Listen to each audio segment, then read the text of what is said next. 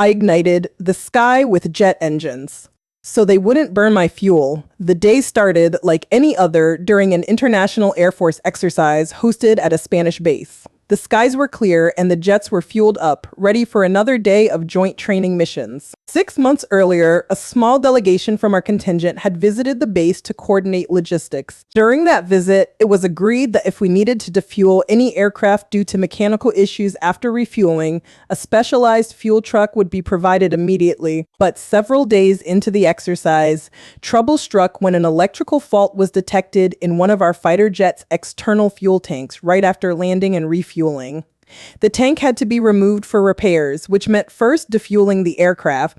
When we requested the defueling truck as agreed, a sudden twist, we were told that first, a specialist needed to take a fuel sample for lab analysis. This would delay us by several days. Our team was shocked and frustrated. The base officials didn't budge on their stance when we pushed back. In response, they said with a smirk, "Then just burn the fuel if it's so important." We decided not to wait around any longer. At 5:30 a.m., 4 of us quietly walked out onto the airfield. The dawn was just beginning to light up the sky as we approached the parked jets. With no warning, 2 engines roared to life with full throttle, their deafening roar breaking the morning calm. The powerful thrust dried the damp asphalt behind them in seconds. Sand and debris were blasted into the open shelter nearby, creating a massive cloud that drifted over 100 meters through the airfield.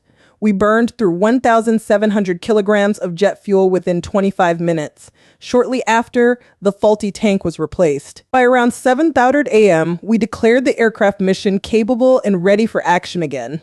That same morning, our commanding officer was summoned to meet with the Spanish base commander at an early hour. It seemed like everyone wanted to know who had caused such a ruckus so early in the day. Meanwhile, cleanup crews spent hours sweeping up all the dirt and debris blown into the shelter by the jet engines. After explaining everything that happened, we were told going forward we could use the defueling truck without prior fuel sampling.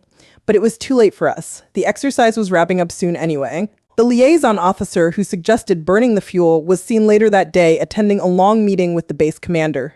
From what we could hear, it didn't sound pleasant for him in there. And so our little rebellion against bureaucratic red tape came to an end, leaving behind a cloud of dust and a memorable wake-up call for everyone involved. Guess they needed that wake-up call more than their morning coffee. Cheers!